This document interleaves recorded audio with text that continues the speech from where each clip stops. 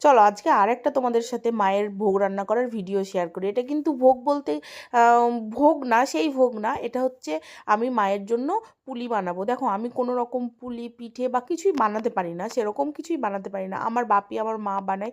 আমার সত্যি কথা বলতে আমি কোনোদিনও চেষ্টাও করিনি বা শিখিনি, তবে আমি এই সুজির পুলিটা আমি বানাতে শিখেছিলাম, কারণ এটা খুবই সহজ। ওই জন্য শীতের সময় সবার খেতে ইচ্ছে করে। আমার তো ভীষণ প্রিয় পুলি পিঠে বলো সব কিছু।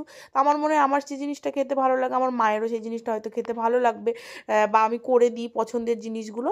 তো সেই মতোই আমি মায়ের জন্য, যেহেতু আমি অন্য কিছু পিঠে বানাতে পারি না বা পুলি বানাতে পারি না, ওই জন্য এই সুজির পুলিটা ট্রাই করেছি। আমি এই সুজির পুলিটা মোটের ওপরে 3 দিন বানিয়েছি আলাদাভাবে, মানে মায়ের ভোগ ছাড়া।